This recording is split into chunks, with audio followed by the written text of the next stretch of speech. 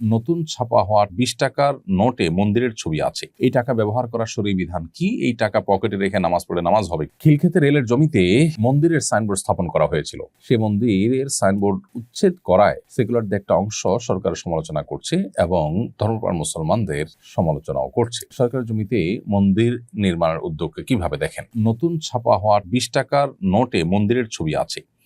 এই টাকা ব্যবহার করার শরঈ বিধান কি? এই টাকা পকেটে রেখে নামাজ পড়লে নামাজ হবে কিনা? ভাই নাহিদ হাসান, টাকা যেহেতু পকেটে থাকে অতএব সেটা রেখে নামাজ পড়লে নামাজ হবে যদি সেখানে প্রাণীর ছবিও থাকে।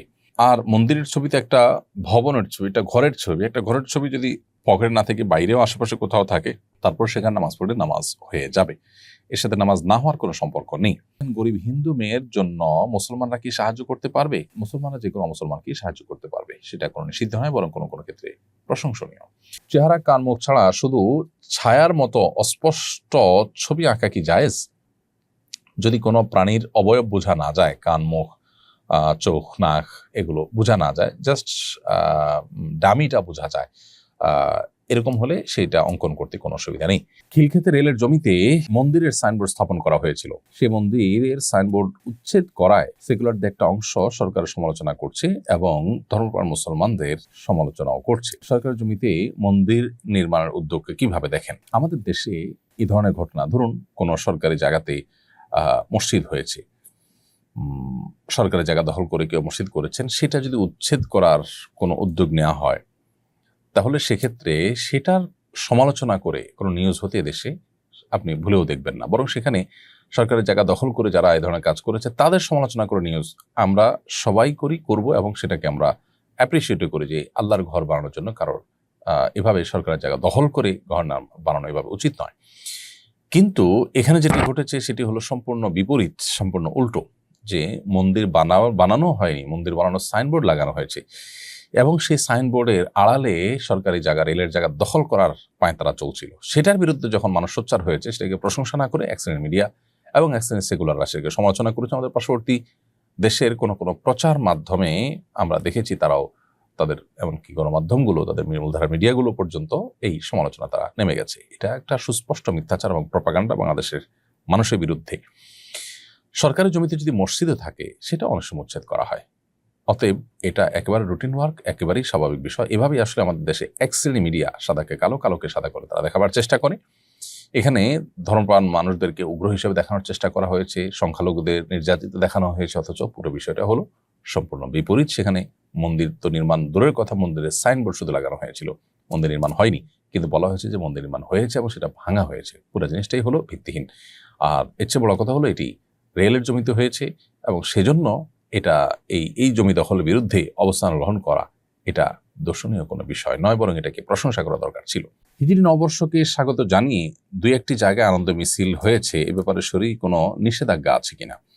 হিজরি নববর্ষকে স্বাগত জানিয়ে মিছিল করা এটা মূলত ইসলামিক কোনো কালচার না, এটা পাশ্চাত্য কালচার, যেটি মুসলমানরা ওদেরকে দেখে দেখে অনুকরণ করছে, যেটি দুর্ভাগ্যজনক। নবী করিম সাল্লাল্লাহু আলাইহি ওয়াসাল্লাম বলেছেন, লা তাত্তাবিউন্না সুনানা মান কানা ক্বাবলাকুম শিবরান বিশিবরিন ওয়া দিরাআন বিজরাইন আও কামা ওয়ারাদা ফিল হাদিস। নবী সাল্লাল্লাহু আলাইহি ওয়াসাল্লাম বলেছেন, তোমরা তোমাদের পূর্ববর্তী জাতি যারা, তোমাদের পূর্বে যারা পৃথিবীতে এসেছে তাদেরকে তোমরা অনুসরণ করবে, একেবারে তারা 1 গজ হাঁটলে তোমরা সেই 1 গজ হাঁটবে, তারা 1 বিগত পরে পা রাখলে তোমরা 1 বিগত পরে পা রাখবে, অর্থাৎ তাদের পদাঙ্ক অনুসরণ করবে।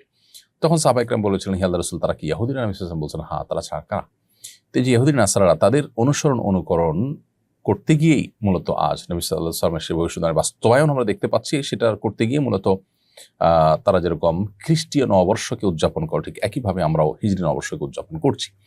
হিজরি সনের গণনা শুরু হওয়ার পর থেকে সাহাবায়ে কেরাম, তাবেঈন, সোনার যুগের কোনো স্বর্ণ মানব কেউ এ জাতীয় আপনার নববর্ষকে উদযাপন করেনি। মুসলমান জীবনে, জাতীয় জীবনে 2টি ঈদকে উদযাপন করবে, এর বাইরে এসব বর্ষ বরণ বা বর্ষকেন্দ্রিক, বর্ষের নববর্ষ কেন্দ্রিক যে উদযাপন আছে এগুলো অগ্নিপূজক এবং পেগান থেকে, প্রকৃতি পূজারী থেকে এসেছে এবং সেটা এখন ধারণ করে আছে পৃথিবীতে ইহুদি খ্রিস্টানরা।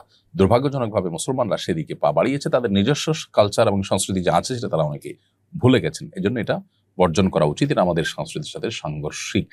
কোনো জাতি যখন অন্য জাতির সংস্কৃতির মধ্যে নিজেদেরকে বিলীন করে ফেলে তখন তাদের অস্তিত্ব সংকটের মধ্যে পড়ে এবং হুমকির মধ্যে পড়ে, তাদের স্বকীয়তা হারিয়ে যায়।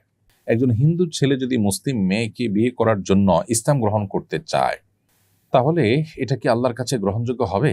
এক্ষেত্রে মেয়েটির করণীয় কি? মেয়েটি কিভাবে বুঝবে সে সত্যিকারের ঈমান এনেছে নাকি বিয়ের উদ্দেশ্যে ইসলাম গ্রহণ করতে চাইছে? ঈমান গ্রহণযোগ্য তখনই হবে যখন সেটি ইসলামের প্রতি পরিপূর্ণ আস্থা, বিশ্বাস তৈরি হওয়ার ফলশ্রুতিতে আত্মসমর্পণ করার মধ্য দিয়ে মানুষ ইসলাম গ্রহণ করে। এবং সেই সাথে ইসলামের ঈমানের 3টা রোকন আছে। এর ভিতরে একটা হলো মুখে সে এই আল্লাহর একত্ববাদ, নবী সাল্লাল্লাহু আলাইহি ওয়াসাল্লামের রাসূল হওয়ার সাক্ষ্য দিবে, অন্তরে তার আগে সে বিশ্বাস স্থাপন করবে, আর তৃতীয়ত সেটা তার কর্মকাণ্ডের মধ্য দিয়ে প্রকাশ করবে। এই 3টা যদি সে করে, অর্থাৎ ইসলামের সমস্ত বিধিবিধানগুলো মানে, মুখে সে কালিমা শাহাদাত উচ্চারণ করেছে, অন্তরে সেটা বিশ্বাস করে, তাহলে তাকে মুসলমান বলা যাবে। আজকাল বিশেষ করে এই জাতীয় বিষয়গুলো অনেক ক্ষেত্রেই প্রতারণার একটা বড় ধরনের অস্ত্র হিসেবে ব্যবহার করা হয়। অতএব সেই ব্যাপারে খুব বেশি সতর্ক থাকতে হবে। যখন মনে হবে যে না, তার এই ঈমানটা চূড়ান্তভাবে আল্লাহর প্রতি বিশ্বাসের জায়গা থেকেই হয়ে গেছে, তখন তাকে বিশ্বাস করে আপনি বিয়ে করতে পারেন। আর যদি বিয়ের উদ্দেশ্যে ইসলাম গ্রহণ করেছে এমনটি মনে হয়, তাহলে কোনো অবস্থাতেই এটাকে, এই আবেগকে প্রশ্রয় দেওয়া উচিত নয়। আমাদের অনেকেই আছেন যে নিজেরা নিজেদের স্বার্থ চরিতার্থ করার জন্য, নিজেরা বিবাহ বসার জন্য এই জাতীয় বিষয়গুলোকে তারা ঢাল হিসেবে ব্যবহার করে যে সে তো ইসলাম গ্রহণ করেছে, অথচ আপনি জানেন যে সে ইসলাম গ্রহণ করেছে জাস্ট বিবাহের জন্য। তার ইসলাম যদি সত্যিকার ইসলাম হয়, তাহলে যেমনটি বলেছি যে তার তাসদিক বিল জেনান, অন্তর দিয়ে বিশ্বাস, এবং ইকরার বিল লিসান, মুখ দিয়ে স্বীকারোক্তি, এবং আমল বিল আরকান তথা ইসলামের সমস্ত বিধিবিধানগুলো প্র্যাকটিস করা, এটা তার মধ্যে শুরু হয়ে যাবে।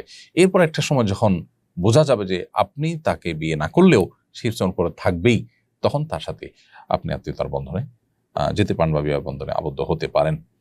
বিশেষ করে আজকাল প্রতারণা ক্ষেত্রে, এ জাতীয় ক্ষেত্রে মুসলমান সেজে হিন্দু মুসলমান মেয়েদের বিয়ে করার একটা প্রবণতা ভয়ঙ্কর আকারে দেখা যাচ্ছে।